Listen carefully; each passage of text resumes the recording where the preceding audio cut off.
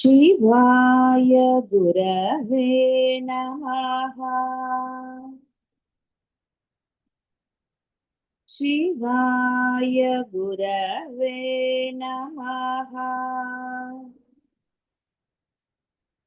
शिवाय गुरवे नमः।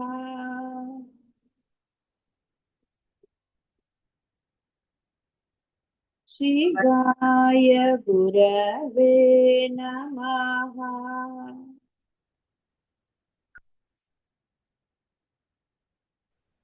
అమ్మ కనపడేది ఏదైనా ఆవిడే. వేద్య వర్జిత. ఏది తెలుసుకుంటే ఇంకేది తెలుసుకోవాల్సిన ఆవశ్యకత లేదు, దేని గురించి కూడా. ఆ తెలుసుకోవడానికి కూడా అమ్మే ఉంటుంది, ఇంకెవరూ లేదు. అమ్మని తెలుసుకోవాలన్నా అమ్మ ఉండవలసిందే. బాహ్యంలో కూడా లేనిది మీరు ఎలా తెలుసుకుంటారు? కాబట్టి ఇక్కడ దాంతో కంపారిజన్ కాదు అసలు ఇది. ఎందుకంటే బాహ్యం అనేది నశించేది, అమ్మ అంటే ఈ బ్రహ్మం అనేది నిత్య నూతనమైనది, ఎప్పుడూ ఉంటుంది, ఇది నిత్య సత్యము. అందువల్ల వేద్య వర్జిత అనగా ఎన్నో అర్థాలు మనం చెప్పుకోవచ్చు ఇందులో, సూక్ష్మార్థాలు. ఏది తెలుసుకుంటే ఇక మరేది తెలుసుకోవాల్సిన ఆవశ్యకత లేదు అంటే అర్థం ఏమిటి అంటే ఇంకా మాట్లాడుకుంటా కూర్చోటం అని కాదు అర్థం. అన్ని నీకు తెలియబడతాయి, ఆ తాపత్రయము ఆ గోల ఉండదు. లేదా జీవితంలో ఎప్పుడు చూసినా ఏదో ఒక తాపత్రయం, ఏదో తెలుసుకోవాలన్న గోల. ఇలా యోగిని. సరే, యోగాల గురించి బాహ్య ప్రపంచంలో చాలా ఉన్నాయి. అవి రెండిటికి ఉపయోగిస్తారు కొంతమంది, అంటే మంచికి చెడుకి స్వార్థానికి అని. జీవుని యొక్క పరమాత్మ సంయోగ విషయమే అసలైన యోగం. యోగము అంటే ఏకత్వం అని చాలాసార్లు చెప్పుకున్నాం. జీవ బ్రహ్మ ఐక్యమే జరగాలి. మీరు ఎన్ని యోగాలన్నా నేర్చుకోండి బాహ్య ప్రపంచంలో, దానివల్ల మీరు ఆరోగ్యం ఉంది అనుకుంటారు, ఆరోగ్యంగా ఉన్నాను అనుకుంటారు.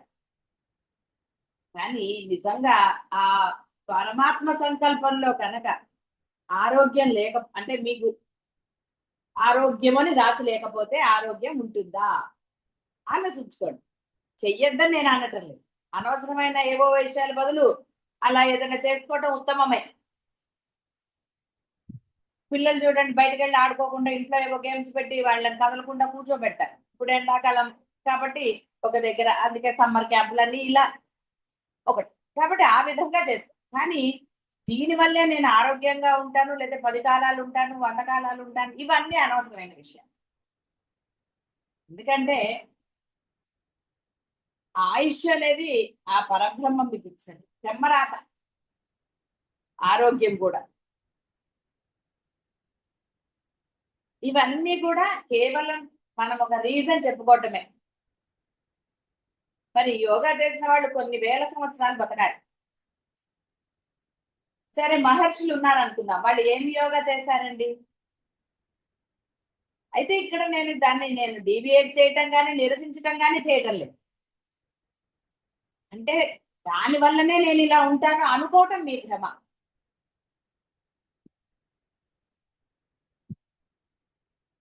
ఇంకోటి ఎందుకు ఇది చెప్పవలసి వస్తుందంటే, పరమసత్యం తెలిసిన తరువాత బాహ్యమైన వాటికి పరిగెత్తటం, నశించే వాటి గురించి మనం కష్టపడటం.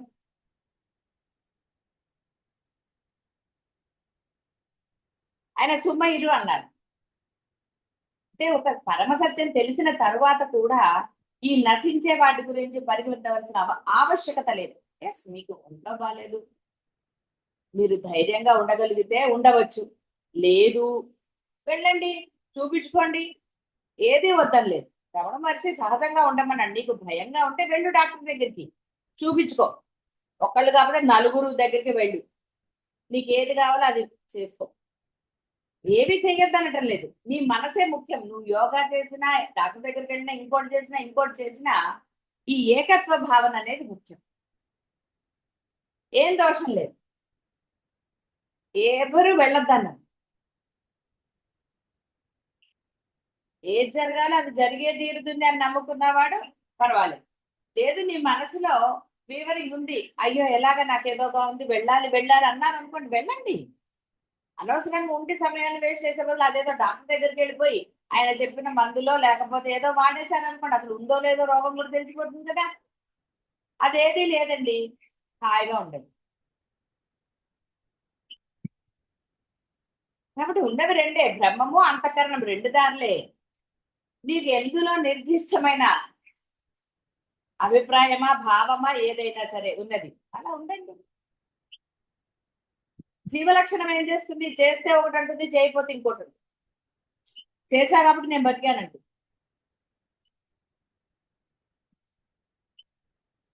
అయ్యో చేసుంటే బాగుంటేది, చేయలేదే అని. ఇలా అనేక రకాలు, జీవభావం ఎప్పుడు అనేకం కదండి, అందుకని అలా అంటూ. ఎవరి మానసిక స్థితి అదే. మరి రమణ మహర్షి ఏమన్నారు, ఓహో తలకాయకి వస్తే మేడం తలకాయ తీసేస్తారు అవసరం లేదైనా, ఆయన అంత ధైర్యం కాదు. ఆ ధైర్యం అందరికీ ఉంటుందా అంటే ఉంచుకున్న వాడికి ఉంటుంది. ధైర్యస్తులకు ఎందుకు ఉంటుందండి, ఓల్డ్ ధైర్యం. ధైర్యం అనేక రకాలు. కాబట్టి ఇక్కడ అద్వైతం తెలిసిన తర్వాత ఆ దృఢాభిప్రాయం ఉందా లేదా మనకి. ఎందుకంటే దృఢాభిప్రాయం వల్లనే, అంటే మీ మనసు దేని యందు నిశ్చలమై ఉంటుందో మీరు దాన్ని ఆచరించి చూపిస్తారు. అవి మంచి గుణాలు కావచ్చు, ఇంకోటి కావచ్చు, ఇంకోటి కావచ్చు, ఏదైనా అంతే కదా. మీ మనసు అక్కడ లగ్నం అవ్వాలి. ఎందుకు బంధువుల పట్ల అనండి, స్నేహితుల పట్ల అని అంటే మీకు నచ్చిన వారి పట్ల మీ అభిప్రాయాలు ఒక, అంటే మధ్య మధ్యలో అటు ఇటు అయినా మరలా వారి అందే ఉంటాయి కదండి. దానికి ప్రేమ పాసం అనొచ్చు, ఇంకోటి అనొచ్చు, ఇంకోటి ఏదైనా అనొచ్చు.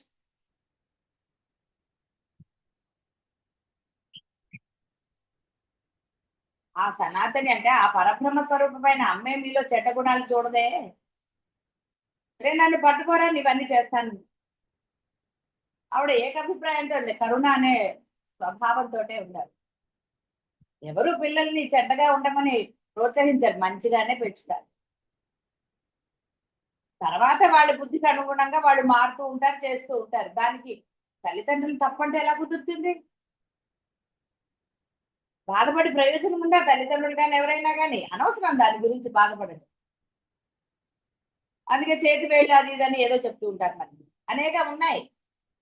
అసలు అంతవరకు ఎందుకండి, మీ అమ్మా నాన్న మిమ్మల్ని ఎలా పెంచారు, మీరు అలాగే ఉన్నారా, అభిప్రాయం మీరు మార్చుకోలేదు. అలాగే మీ పిల్లలు మీ బంధువులు ఎవరైనా అంతే, వాళ్ళు వాడి ఇష్టం వచ్చినట్టుగా మారుతారు. వాళ్ళు మంచిగా ఉన్నారా చెడ్డగా ఉన్నారా ఆలోచిస్తేనే కదండి తలనొప్పి. ఎందుకు బాధపడటం, అయ్యో నేను ఇలాగా అలాగానే అక్కర్లేదు. ఎందుకంటే వాళ్ళు స్వతంత్రులు అయ్యారు. 4 ఏళ్ళు వచ్చిన పిల్లలే, 3 ఏళ్ళు వచ్చిన పిల్లలే మాట వినరు, వాళ్ళ అభిప్రాయం చెప్తారు. ఏం చేయగలుగుతారండి, ఏమీ చేయలేదు. కాబట్టి బాధ అనేది అనవసరం. ఏకత్వం వచ్చిన వారికి ఈ బాధలు లేదు. ఏకత్వంగా ఉందనుకోండి, ఉన్నది పరబ్రహ్మమే, ఓకే, ఇంకా బాధ ఎందుకండి ఇలాగా అలాగా అని.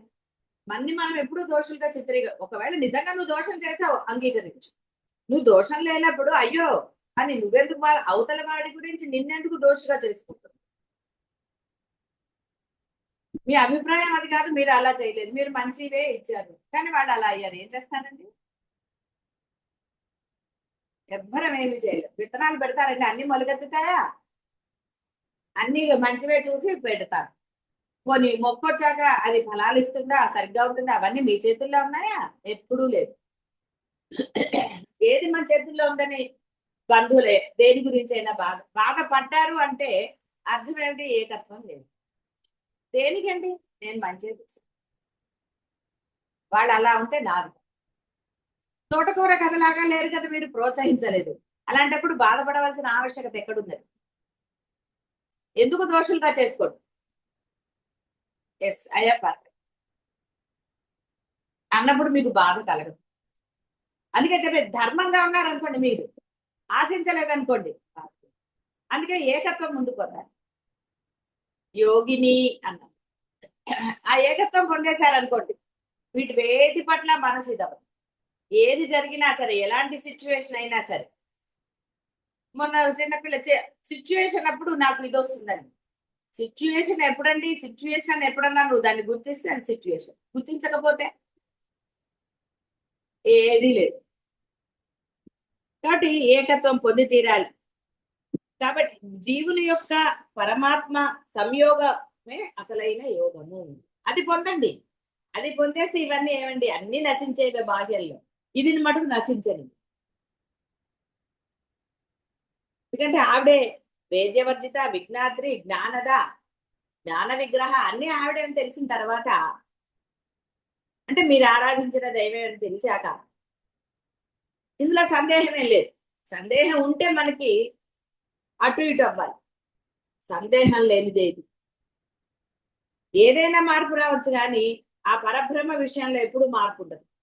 అది ఎప్పుడు సత్యమే, ఎప్పుడు కరుణతోటే ఉంటుంది, వేరేగా ఉండనే ఉండదు. కాబట్టి ఇక్కడ జ్ఞానం యొక్క జ్ఞేయం యొక్క ఏకత్వ భావనే యోగము. ధ్యాన ధాతులు ధ్యేయ రూపాలన్నా చేసేది, చేయించేది, చేయబడేది ఒకటే. అదే జీవ బ్రహ్మైక్యం. సుమ్మయుడు మౌనం. మౌనము బాహ్యం కాదు, వ్యవహారం జరుగుతుంది. మనసు మౌనం. చాలా మంది మౌనం అంటే నోరు మూసుకుని ఉండటం కామోసు, అన్నిటికీ అవతల వాళ్ళు అన్నదే. అది మనసు మౌనం. వ్యవహారం జరుగుతుంది, వాళ్ళది దోషం మీరు చెప్పవచ్చు. ఎప్పుడైతే మీరు కొన్ని అంటే ఒక బోధ విన్న తర్వాత, నేను ఇలా ఉండాలి, అలా ఉండాలి, ఇలా ఉండకూడదు, ఇలాంటి అభిప్రాయాలు మిమ్మల్ని ఏకత్వ భావనకి రానియ్యం. రమణ మహర్షి అలా చెప్పాడు, ఏది ఎలా ఉందో దాన్ని అలా యాక్సెప్ట్ చేయండి అంతే. ఆ సందర్భంలో అది వాళ్ళది తప్ప నీకు అనిపించింది, నువ్వు చెప్పడంలో దోషం. చెప్పేసిన తర్వాత మళ్ళీ వాడి మీద వేరే అభిప్రాయం నీకు ఉండరాదు.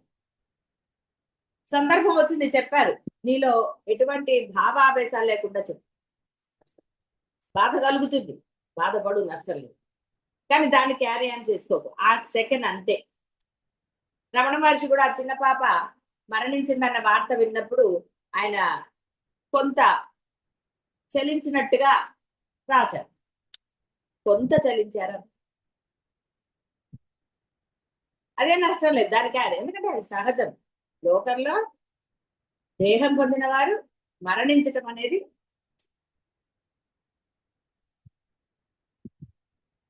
దానికి భావోద్వేగాలు ఇవన్నీ మనకు అవసరం లేదు. ఏమండి చూపించకపోతే అవతల వాళ్ళు ఏమని అనుకుంటారేమో అని. మాటల్లో చూపించండి, చేతల్లో వాళ్ళకి కావలసిన సహాయం చేయండి. కాబట్టి ఇక్కడ ఏకత్వ భావనే యోగం. జ్ఞానేంద్రియాణి సర్వాణి నిగృహ్య మనసా సహా ఏకత్ర భావన యోగ క్షేత్రజ్ఞ పరమాత్మనో అని వేదం చెప్పింది. ఇంద్రియములను మనస్సును బంధించి జీవేశ్వరుల ఏకభావం అభేదాన్ని భావించుటయే. కానీ నిన్న చెప్పుకున్నది అహం బ్రహ్మ తత్వం అసి అని నీకు బోధ జరిగింది. ఒరే ఏదైతే ఉన్నదో అది నువ్వేరా అని చెప్పి నువ్వు ఆచరణలో పెట్టి అహం బ్రహ్మాస్మి అంట. ఆ స్థితి పొందాలి, అనక్కర్లా. ఓహో నేను బ్రహ్మమే కాబట్టి నేను ఆచరణలో పెట్టినప్పుడే బ్రహ్మం అవుతాను, అదే యోగం. కాబట్టి ఆ భావాన్ని పెట్టండి. ఎందుకంటే ఇవన్నీ బాధలు పట్ట ఏది అవసరం లేదు. ఎందుకు ముందర చెప్పింది అంటే మీ భావనలు బంధాల పట్ల మారలేదండి. ఒకప్పుడు మీ బంధాల పట్ల మీకు కోపము, ద్వేషము అన్ని వచ్చాయి. మళ్ళీ అదే స్థానంలో ప్రేమ రావట్లేదు. ప్రేమ ఉన్న అంటే ఆ ప్రేమ ద్వేషంగా మారింది, మళ్ళీ ద్వేషం ప్రేమగా మారింది. అంటే అటు ఇటు అవ్వటం లేదు. దాని బదులు హాయిగా ఎప్పుడు ఒకే భావంతో ఉన్నారనుకోండి, ప్రేమగానే ఉండండి. అవతల వాళ్ళు ఎలా ఉంటే మనకి ఎలా ఉన్నా ఉండండి. ఇంటికి ఎక్కడన్నా ఏదన్నా ఇది వచ్చింది అనుకోండి, ఇల్లు వదిలేసి వెళ్ళిపోతారా? దాన్ని బాగు చేయించుకుంటారు. ఇంటి మీద విరక్తి భావం వస్తుందా? ఏమీ రాదు, ఏదో రకంగా చేస్తారు. అంటే ఇవన్నీ నశించేవి, వాటిల్లో తేడా ఉంటుంది. మరి ఇంత అద్వైతం తెలిసింది మీలోనే చేంజ్ ఉంటే అద్వైతం తెలియని వాళ్ళలో ఏకత్వ భావన ఎలా ఉంటుందండి? వాడు మారకుండా ఎందుకు ఉంటాడు? ఉంటారు వాడు. మారతారు. కాబట్టి అద్వైతం తెలిసిన వాడు ముందు నిశ్చలంగా ఉండాలి, ఏకత్వం సాధించాలి. కాబట్టి యోగానికి ఎన్నో భావనలు, అర్థాలు. కాబట్టి నువ్వు ఎన్ని యోగాలన్నా ఏదన్నా పరమేశ్వరి లేదే నువ్వు ఏ యోగం చేస్తారండి? ఏ ఏకత్వము రాదు. అందుకనే పరమేశ్వరి నీలో ఉన్నప్పుడే ఆ పరమేశ్వరితో ఐక్యం పొందాలి, అహం బ్రహ్మాస్మి స్థితి పొందాలి. అంటే కేవలం అనుకున్నంత మాత్రాన రాదు, ఆచరణ ఆచరణ. ప్రేమగా ఉండాలని మీరు భావించినప్పుడు కదండి ప్రేమగా ఉండగలుగుతారు ఎవరితో అయినా సరే. వీడు నాకు ఇది చేశాడు, నేను ఎందుకు ఉండాలి అనుకున్నప్పుడు మీరు ఉండగలరా? ఉండలేదు. అది దైవం పట్లైనా బంధాల పట్ల కదండి, గురువుల పట్ల కూడా కదా. గురువులు ఏం భావించరు, వాళ్ళు రాకపోయినా సంతోషమే, వచ్చినా సంతోషం, నవ్వుకుంటారు అంతే జ్ఞానం. ఎందుకంటే భావం వాడికి మారింది, ఈయనకు మారలే. ఈయన ఇలాగే ఉన్నారు. సూర్యుడు మామూలుగా వస్తూనే ఉన్నాడు, నువ్వు తిట్టినా వస్తాడు, తిట్టపైన వస్తాడు, ఆయన పని ఆయన చేసుకుంటాడు. ఎందుకు? ఆయన ఆ బ్రహ్మ అన్నతిని పాటిస్తున్నాడు, ఆయనకు వేరే ఇది లేదు. చేయమన్నారా ఆ డ్యూటీ ఆయన చేస్తాడు. యమధర్మరాజు కూడా అట్లాంటివి ఏమి ఉండవు. అంటే బ్రహ్మ చేత నియమించబడ్డ వారందరూ బ్రహ్మస్వరూపాలందరూ సందేహం లేదు. పోనీ నియమించబడ్డారని మనం అనుకున్నా వాళ్ళలో ఎప్పుడు స్వార్థంగాని ఇంకోటి సినిమాల్లో అలా చేస్తారండి. నిజంగా యమధర్మరాజు అలా ఉండడు. అందరికి ఇది చిత్రగుప్తుడు అవన్నీ ఏదో నవ్వుకుంటారండి. ఇప్పుడు ఎలా ఉంటుందంటే డబ్బులు ఇచ్చి మనం ఇచ్చేయాలి. ఇంత ఆనందాన్ని మనకి ఆయన చక్కగా ప్రసాదిస్తే ఫ్రీగా ఎందుకండి? హాయిగా నవ్వుకోండి, అవతల వాడు చేసే పనులకి చక్కగా నవ్వుకోండి. ఆహాహా, చిన్నపిల్లలు చేసింది నవ్వుకోవటం లేదు వాడు చేసే వాటికి. ఇది అంతే. అంటే ఎక్కడా కూడా మీ భావనలో తెలిసిన వాడి భావనలో తేడా రాదు. వంట ఎలా చేయాలో తెలిసిన వాడు వేరేగా ఎందుకు చేస్తాడండి? తెలియని వాడు నానా అవస్థ పడతాడు, ఏదేదో చేస్తాడు. వచ్చిన వాళ్ళు అంతే. అద్వైతం తెలిసింది, ఉన్నది ఏకమే. తెలిసిన తర్వాత ఎందుకండి ఇంక గోళలు, బాధపడటంలో అర్థం ఉందా? మిమ్మల్ని మీరు దూషించుకోవడమో, మిమ్మల్ని మీరు నిందించుకోవడమో, అవతల వాళ్ళని నిందించడమో. పాజిటివ్ గా ఆలోచిస్తే దైవత్వమో గురుత్వమో అర్థం కాదా? ఎందుకంటే జీవలక్షణంతో ఉంటాడు వాడు. మంచి జరిగినప్పుడు ఆహా అంటాడు, అదే జరగకపోతే ఇక ఎన్ని వస్తాయో బయటికి. మంచి జరిగినప్పుడు ముందువన్నీ గుర్తు తెచ్చుకో, చెడు జరిగినప్పుడు మటుకు ఎక్కడవన్నీ అంటే వాటిని రివర్స్ లో ఆవరణ చేస్తాయి. ఇవన్నీ జీవలక్షణం. దానివల్ల నీకు ఏం కలిగిందండి? బాధే కలిగింది. దానివల్ల దేవుడికో గురువులకో ఏమైనా జరిగిందా? ఏమి జరగలేదు, వాళ్ళు అలాగే ఉన్నారు నిశ్చయం. నువ్వు మళ్ళీ వెళ్ళినా మళ్ళీ అదే ప్రేమగా ఉంటుంది. దైవం నీ కోరికలు తీర్చలేదండి, మీరు తిట్టే మటుకు అది. కాబట్టి అచ్చులు ఇవన్నీ ఏవో చెప్పారు. ఇవన్నీ అంటే కొన్ని తాంత్రికాలు కూడా ఉన్నాయని చెప్పాం కదా. కాబట్టి పరమేశ్వరి యోగిని. శ్రీచక్ర ఆవరణలో కూడా చాలా మంది గుప్త యోగినులు, ప్రకట యోగినులు ఇలా చాలా రకాలుగా ఉంటూ ఉంటారు. ఇవన్నీ కూడా ఆరాధన అంటే ఆ శ్రీచక్ర అర్చనలో అవి చేసేవాళ్ళు. మీకు అక్కర్లేదు, ఉన్నది పరబ్రహ్మమే అన్న తర్వాత మళ్ళీ ఎందుకంటే అంతమంది యోగినులతోటి అక్కర్లేదు. ముందు ఏకత్వం సాధించండి, అవన్నీ అనవసరమైనవని మీకే తెలుసు. ఎందుకంటే ఒక్కొక్కరి బుద్ధి ఒక్కొక్కలాగా ఉంటుంది. కొంతమందికి అది చేయాలని ఉంటుంది, కొంతమందికి ఇంకోటి ఏదో చేయాలని ఉంటుంది. రమణ మహర్షి దగ్గర కూడా చాలా మంది మాకు ఇలా చదవాలని ఉంది శాస్త్రాలు అనేవి. కొంతమంది నీకు ఏది నచ్చితే అది చేయపో అన్నారు. ఎందుకంటే బోధ జరిగిన తర్వాత కూడా మళ్ళీ మాకు అదంటే ఇదంటే ఏం చేస్తారంటే ఓకే యాజ్ యూ విష్. ఎందుకంటే బ్రహ్మము ఆయనకి ఏది విధించబడిందో ఆయన అదే చేశారు. అలాగే మన పెరియవారైనా అంతే, మహాత్ములందరికీ అంతే. వాళ్ళు ఎప్పుడు కూడా వేరే దానికి వెళ్ళరు. వాళ్ళకి ఏది విధించబడిందో దాన్నే ఆచరణలో చూపిస్తారు. అవతల వాడు అంటే జీవ లక్షణంతో ఉన్నవారు వారి దగ్గరికి వచ్చినప్పుడు వాళ్ళు ఏ భావనతో ఉన్నా వాళ్ళకి దాంతో బంధం ఉండదు. పరమాత్మ వాళ్ళకి ఏది విధించబడింది అంటే పరమాత్మ వీళ్ళని ఏది చేయమని అన్నారు అదే పరమధర్మంగా భావించి చేస్తారు. వేరే రెండో ఆలోచన ఉండదు వాళ్ళకి. అసూర్యుడు ఇవన్నీ పోనీ మీకు వేరేగా కావాలంటే అసూర్యుడు అవన్నీ అనండి, లేదా పీఠాధిపతులను చూస్తూనే ఉన్నారు, గురువులు రామకృష్ణ పరమహంస వీళ్ళందరినీ మీరు కథలు విన్నారు, వాళ్ళని చూడటం కాకపోవచ్చు కానీ.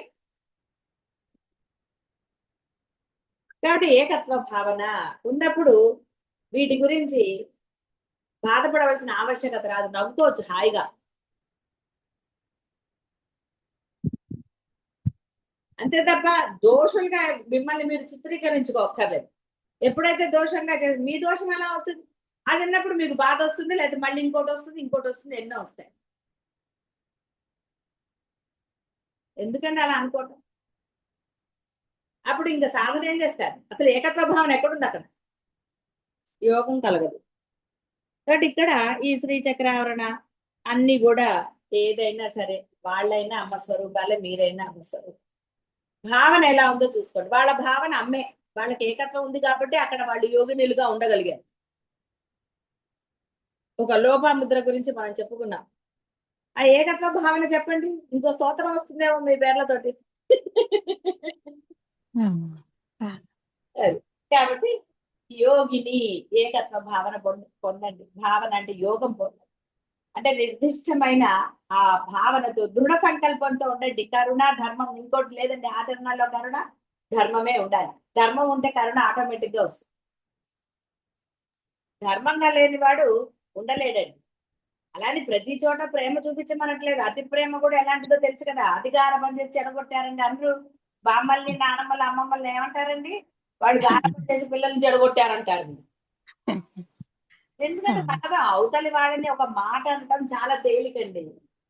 అది ఎవరినైనా సరే, ఏదైనా సరే తప్పు మనది కాదు అనుకోవటం చాలా తేలిక. ఇలా రకరకాల భావనలు. ఇప్పుడు ఎవరిది కరెక్ట్ అన్నది అనవసరమైన చర్చ. ఇక్కడ ఏంటి చెప్పేది? దోషం అనేది మనం చాలా చక్కగా మనది అంటాం, పక్క వాళ్ళదంటాం, వెనక వాళ్ళదంటాం, రకరకాలు. మళ్ళీ చెప్పాలంటే సిచ్యుయేషన్ ప్రకారం అనండి. మీ అప్పుడు సిచ్యువేషన్ అంటే అవుతుంది కాదండి, మీ మానసిక స్థితిని. సిచ్యువేషన్ నేను బయటకు చెప్పట్లేదు, మీ మానసిక స్థితి ఆ సమయంలో మీకు ఎలా ఉందో మీరు అలాగే భావిస్తారు. ఆ యొక్క సిచ్యువేషన్ అంటే మీకు చెప్పాను కదా, మీ మనసు ఆ స్థితి అక్కడ ఆ సమయంలో ఎలా ఉందో ఇవన్నీ తలకాయ చెప్పాయి. ఏది ఏకత్వం లేదు ఇక్కడ. ఏకత్వం ఉన్నా కూడా అసలు ఆలోచించండి. ఏది ఎలా జరిగిందో దాన్ని అలా యాక్సెప్ట్ చేసుకుంటూ వెళ్ళిపోండి. యోగదా జీవాత్మ పరమాత్మల ఐక్యరూప అపరోక్ష జ్ఞాన స్వరూపమైన యోగమును తన భక్తులకు ప్రసాదిస్తుంది. చూసారా, ఏకత్వాన్ని ప్రసాదిస్తుంది. జ్ఞానదా అదే ఏకత్వం. జ్ఞానం ప్రసాదించింది మీకు. మీరు ఆచరణ పెట్టండి, మీరు యోగినిలో. ఆచరణ పెట్టలేదు కాబట్టి యోగత్వం రాదు. ఆచరణ ఏముందండి కష్టంగా? ఏ భావం లేకుండా ఉండండి, చాలా కష్టం అండి, ఏమి కాదు. మీకు ఇది అలవాటే. ఎన్నోసార్లు భావరహితంగా ఉన్నారు చాలా సిచ్యుయేషన్స్ లో.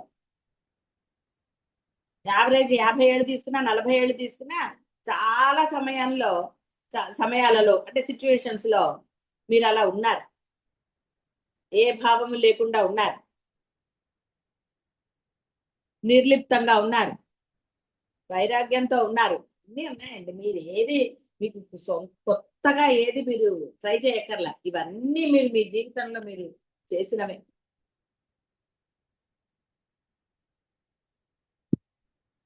దాన్నే అన్నిట్లో చేయమన్నారు అంతే, ఇంకా ఏమీ చెప్పలేదు.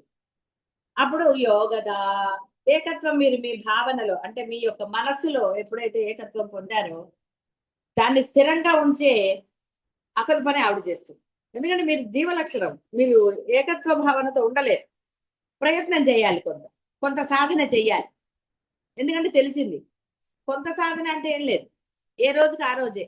ఈ రోజు నేను ధర్మంగానే ఉంటాను, ధర్మాచరణ చేస్తాను అని ప్రయత్నపూర్వకంగా చేయండి అంతే. మీరు చేయవలసింది ఏమీ లేదు.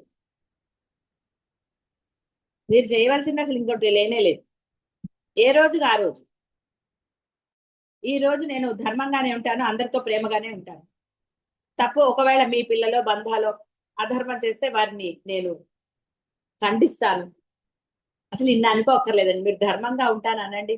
ఆటోమేటిక్ గా అవతల వాడు తప్పు చేస్తే కోపడతారు. ధర్మంగా ప్రేమగా ఉంటాను అనుకోండి చాలు, ఇంకేం అక్కర్లేదు. ఎవరి పట్ల ఏ భావన ఇన్ని చెప్పక్కర్లేదు అసలు, ఉన్నది ఒకటైతే ఎందుకంటే అనేకం చెప్పుకోవటం పని లేక. ఎందుకంటే అనేకం చెప్పుకోకనే అయ్యో ఉండగలుగుతానో లేదో, అసలే వాడంటే ముందరి నుంచి వాళ్ళని చూడగానే అండి నాకు అనేస్తారు కదా. వాడిని చూడగానే ఫ్లాష్ బ్యాక్లు ఎందుకు గుర్తు చేయాలి? వాడిని చూస్తే మరి అమ్మవారో గురువు ఎందుకు గుర్తు రాలేదంటే కష్టం అండి అంటారు. కష్టం కాదు, నీకు ఇష్టం లేదు అంతే వాళ్ళని. కానీ ఇక్కడ ఆ ముందు మీ మనస్సు అంటారా, దాన్ని ఏమంటారో మీ ఇష్టం. బోధ విన్నారు, ఉన్నది పరబ్రహ్మమే అని తెలిసింది. మరి తెలిసిన తర్వాత ఎందుకండి ఇంకా అనేకాన్ని చూడటం? ముందు ఇక్కడ స్థిరం. అందుకనే దానికే కొంత సాధన. నిజంగా అయితే సాధన అంటూ వేరేగా ఇక్కడ ఉందండి. ఇంట్లో ఉన్నానంటారు కానీ పర్టికులర్ గా చెప్పాల్సి వస్తే ఈ గదిలో ఆ గదిలో అంటారు. లేదనుకోండి ఇంట్లోనే ఉన్నానంట. అలాగే సాధనే, ఇంకా వేరేది లేదు, నేను సాధనలో ఉన్నాను. బాహ్యమైన వ్యవహారం జరుగుతూనే ఉంటుంది. నేనేం బాహ్యమైనవి ఆపేయమలేదు. మీరు రెండింటికి సమన్వయం మాకు కుదరట్లేదు అన్నారు కాబట్టి కొన్ని రోజులు బాహ్యం ఆపేయండి, దీని అంతా శ్రద్ధ పెట్టండి అని. నడకొచ్చే వరకు వాడిని ఇంట్లో ప్రాక్టీస్ చేస్తారు కానీ రోడ్డు మీద ప్రాక్టీస్ చేస్తారండి? చేయించరుగా. అప్పటి వరకు సోఫా పట్టుకోవటమో మీరు చేతులు పట్టుకోవటమో ఏదో చేస్తారు వాడు. వాడికి నడక కొంత వచ్చి వాడు బ్యాలెన్స్ అవుతున్నాడు అన్నాక కదండి వాడిని రోడ్డు మీద నడిపిస్తారు. అప్పుడు కూడా కొన్ని రోజులు మీరు చేయి పట్టుకోవటమో ఏదో చేస్తారు. ఇక పర్ఫెక్ట్, ఇక వాడికి అక్కర్లేదు అన్న తర్వాత కదండి మీరు పట్టుకోకుండా వాడు నడుస్తాడు. మీరు కూడా అలా చూస్తూ ఉంటారు. అయితే మాత్రం వాడు పడతాడు కానీ లేచి మళ్ళీ. అవి బాహ్యమైనవి రకరకాల. కాబట్టి ఈ యొక్క ఆ కుదరట్లేదు అంటున్నారు కాబట్టి కొంత సాధన చేయండి. మనసు దృఢమై అద్వైతంలో దృఢంగా ఉండే వరకు చేయాలి. అమ్మే ఉన్నది అన్న దృఢభావం కలిగే వరకు చేయాలి. దృఢంగా వచ్చాక ఇంకా అమ్మను పూజించాల్సిన అవసరం లేదు. ఇక్కడ అవసరము అంటే ఏదో బాహ్యమైన అవసరం కాదు. అమ్మే ఉన్నది, పొట్టుపోయి అనలేదు. ఆ పొట్టు పొయ్యిలో అటు ఇటు కదలకుండా ఉండేంత వరకు ఆ పొట్టుని దంచుతారు. అప్పుడు మంట చక్కగా వస్తుంది, వంట చేస్తారు. అదే లూజ్ లూజ్ గా ఉంటే. అలాగే మీ మనస్సు అంత దృఢత్వం పొందాలి. ఉన్నది పరబ్రహ్మమే, నేను ఆరాధించే దైవమే అన్న దృఢభావం ఎప్పుడైతే మీకు కలుగుతుందో ఇక సాధన చేయవలసిన అవసరం. ఆవిడే ఆపేస్తుంది సాధన.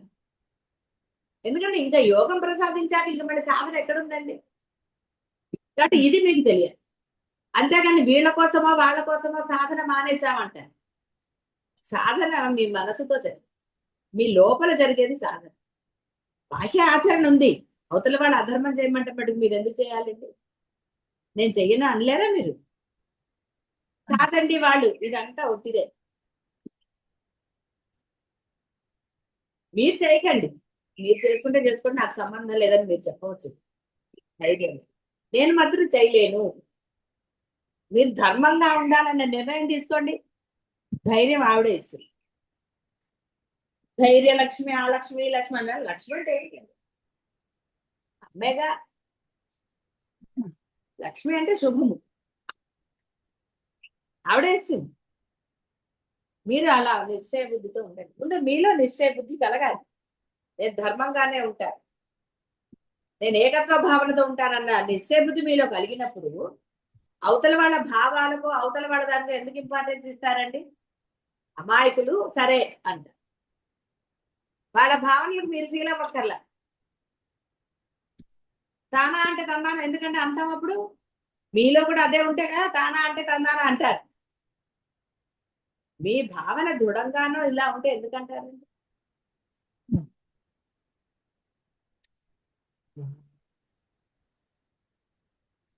యోగమన తనకు లేని దానిని పొందుట, భక్తులు తమకు వలయునవి కోరి పరమేశ్వరి వలన పొందుదురు కావున పరమేశ్వరి యోగద. వీళ్ళ దగ్గర యోగతో ఉండి ఇంకా ఆవిడ ప్రార్థించడం ఎందుకండి? రమణ మహర్షి కూడా అది తెలిసిన తర్వాత ఇదేమిటో తెలుసుకోవాలి అని చెప్పి కదండి పరమేశ్వరుడి దగ్గరికి వెళ్ళాడు. అదే తదేక దృష్టితో ఉన్నాడు, తదేక భావనతో ఉన్నాడు. అంటే మనసు స్థిరం పోయాయి అతడికి ఆ 15 ఏళ్లకే.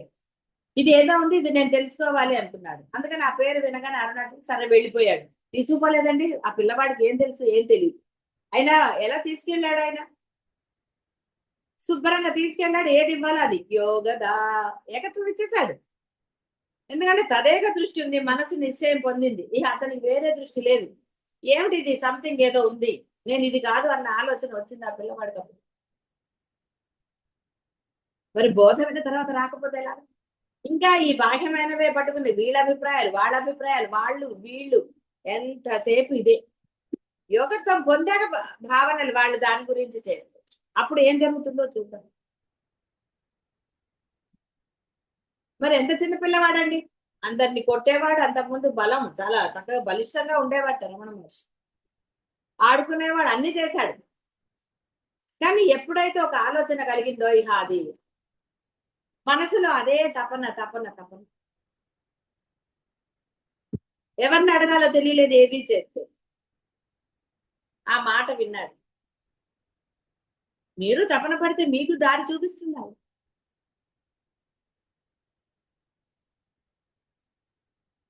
డెఫినెట్ గా దారి చూపిస్తుంది. ఎందుకంటే నేను అనుభవంతో చెప్తున్నాను. నాకు తెలిసేది కాదు ఎవరిని అడగాలి, ఏం చేయాలి. కానీ ఆ లోపల ఉంది కాబట్టి ఆ సమయం వచ్చి అప్పుడు వాళ్ళు తీసుకెళ్ళారు. అంతే, అది జరుగుతుంది, ఎవరికైనా జరుగుతుంది. అందరూ బ్రహ్మస్వరూపులే. కానీ మీలో ఆ తపన ఎక్కువ ఉండాలి. బాహ్య తపన కన్నా అంతఃకరణ తపన ఎక్కువ అవ్వాలి. మిమ్మల్ని మీరు ఎప్పటికప్పుడు సరిచేసి ఏమిటి ఇది, నేను ఇంకా ఎందుకు వీటికి విలువిస్తున్నాను, ఎందుకని నేను సుమ్మయుడుగా ఉండ అంటే ఏది పట్టించుకోకుండా. అందుకని సాధన చేశాను. లేదు, నేను చేసి తీరుతాను. సమయాన్ని వృధా చేయండి. ఎస్, వేరే భావన కలిగింది నామని చెప్పండి, ఇంకోటి కలిగింది మళ్ళీ నామని చెప్పండి, ప్రతిదానికి నామని చెప్పండి. అప్పుడు యోగదా ఆవిడ ఏకత్వాన్ని ఇచ్చి తీరుతుంది. ఒకటి కన్నా ఎక్కువ సంఖ్య గల పదార్థములో కలుపగల శక్తి, సముదాయము అనగా కలిసి ఉన్న దాని నుంచి వేరు పొరుపగల శక్తి యోగము. ఏకత్వం పొందింది అనుకోండి, అనేకం కనపడుతూనే ఉంటుంది, వ్యవహారం జరుగుతూనే ఉంటుంది, కానీ ఏది లేదు. మంచి చెడు ఆ యొక్క భేదం తెలుస్తూనే ఉంటుంది, కానీ దేని ఎందుకు కూడా ఎటువంటి అనేకాన్ని కూడా కలుపుతా పోనీలేవాడు. ఒక మనిషిలో ఎన్ని గుణాలు ఉంటాయండి? అనేకాన్ని ఏకం చేయొచ్చు, ఏకాన్ని అనేకము చేయొచ్చు. సంయోగ వియోగములు అనబడేవి కూడా ఈ భావాలు. ఇలా చెప్పుకోలేదు, ప్రేమ అప్పుడు ద్వేషం కలుగుతుంది, ద్వేషం ప్రేమ అవుతూ ఉంటుంది. రకరకాలండి. ఎప్పుడు ఒకటేలాగా ఉంటారా? ఇవాళ సంతోషిస్తారు, రేపొద్దునే ఏడుస్తారు, మళ్ళీ సంతోషిస్తారు. ఇవే కదా జీవ లక్షణాలంటే, వేరేవేమీ లేవు. నీ భావనగా అంటే బాహ్యం నేను చెప్పడం లేదు, నువ్వు గ్రహించిన దాన్ని బట్టి నీ మనసు ఎందులో ఎలా ఉందో. అప్పుడు మీరు స్థిరంగా ఉన్నారనుకోండి, అంటే వారు ఎంత ఇష్టంగా ఉన్నారనుకోండి, వాళ్ళు ఏం చేసినా మీకు నచ్చుతుంది. అదే అక్కడ ఆ స్థానంలో బాధ కలిగింది అనుకుందాం, వెంటనే ఆ ఇష్టం వస్తుంది. మీ భావ ప్రకటన మీరు చేస్తూ ఉంటారు. ఇక్కడ అవతల వాడు ఏమిటి అనేది అనవసరమైనది. మీ మనస్సు ఏం చెప్పిందో అదే కదా మీరు చెప్తారు, ప్రకటిస్తారు. ఒకవేళ అవతల వాళ్ళతో అన్నా ఏం జరుగుతాయో మీకు తెలుసు, అవన్నీ అనవసరమైన చర్చ. కానీ ఎక్కడైనా కూడా అందుకనే సంతోషం ఎక్కడో లేదుగా, నీ మనసులో నీలోనే ఉంది సంతోషం. నువ్వు ఆనందంగా ఉంటే ఎవరండి ఏం చేయగలుగుతారు? అదేదో అంటారు చూసారు, అదృష్టవంతుడిని చేసేవాళ్ళు దురదృష్టవంతుడిని బాగు చేసేవాళ్ళు. వాడు ఎప్పుడు ఏడుస్తూనే ఉంటాడు, నాకు ఏదో కష్టం ఉంది. ఏం చేస్తారండి? ఎవరే ఎందుకురా ఏడుస్తావు, హాయిగా ఉండగా. కాదు, నేను ఏడుస్తానంటే చేసేది ఏముంది, ఏమీ లేదు. కాబట్టి ఏకత్వ భావన తెచ్చుకోండి, మనసులో అన్యాన్ని చేసుకోండి. బాహ్యమైన భావనలన్నీ ఎప్పుడు కూడా మిమ్మల్ని కేవలం బాధే కాదు, రకరకాలు, ఒకసారి ప్రేమ, ఒకసారి ద్వేషం, ఇలా ఎన్నో భావనలు రకరకాలుగా కలుగుతూనే ఉంటాయి. అన్ని బాహ్యమైన పరిస్థితుల వల్ల కలగలేదు, నీ మనస్సు ఏదైతే అంటుందో దాని వల్ల కలుగుతున్నాయి. ఇది బాగా గమనించాలి, ఇది మీరు గుర్తించవలసింది. అంతే తప్ప అవతల వాడి వల్ల నేను మారాను అనడం అబద్ధం. అసలు నువ్వు అప్పుడు మారదలుచుకున్నావు అంటే నీ అభిప్రాయం నీది కాబట్టి నువ్వు దాని ప్రకారం అభిప్రాయాలు చేసుకో. శ్మశాన వైరాగ్యం అన్నా, పరమానందం అన్నా, ఇంకోటన్నా అన్ని నీవే.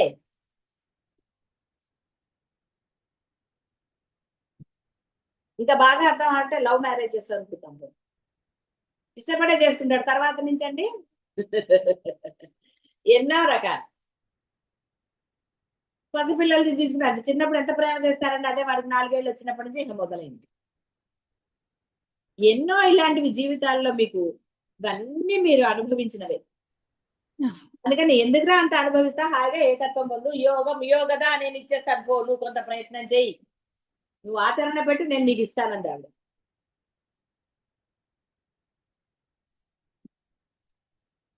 జీవికి భోగ్యముకు పదార్థము గాని, విషయము గాని, ఆకారము, రంగు, రుచి, వాసన, శబ్దం మొదలగు గుణములు కలిగి ఉంటాడు.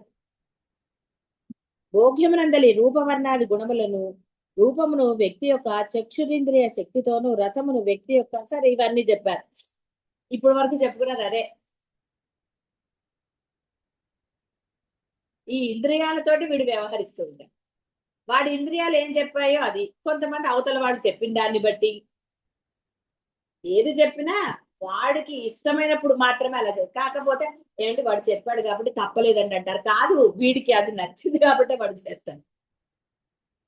చెప్పడానికి చెప్తారు, ఏమంటే తప్పలేదండి, పరిస్థితుల వల్ల వాడి అధికారం వాడిది కదండి, ఇప్పుడు వాడి మాట వినక ఏం చేస్తాము అంటారు. ఇలా ఎన్నో రకాలండి, ఇన్ని అనేకమే. ఈ గుణాలతో ఉంటాడు. వస్తు గుణమును తత్ ఇంద్రియములతో సంయోగమును కూర్చు. మరి చెవికి వినపడినప్పుడు కదండి గోళలు, కళ్ళు చూసినప్పుడు గోళలు, వీటన్నిటి ఆ శక్తి ఎవరు, మళ్ళీ ఆవిడే. వీటన్నిటిని ఆవిడ ఎంత లయం చేస్తే ఈ విన్నదానిని, చూసిన దానిని ఏది లోపలికి తీసుకెళ్ళదు. ఒక గోడ అడ్డం ఉందనుకోండి, లోపల ఇప్పుడు పరదాలు గట్టి వేశారనుకోండి, ఎండ లోపలికి వస్తుందా? రాదు కదా. అలాగే ఆ పరమాత్మ అనేవాడిని మనసులో మీరు పూర్తిగా స్థాపించుకుంటే ఈ బాహ్యమైన వస్తాయా ఈ గుణాలు ఏవి మీ లోపలికి వెళ్ళదు. వ్యవహారం జరుగుతుంది, బాగా గుర్తుపెట్టుకోండి, వ్యవహారం జరగదన్నట్టు లేదు, వ్యవహారం జరుగుతూనే ఉంటుంది. రమణ మహర్షి జరగలేదండి, పెరియవారు చూడలేదా?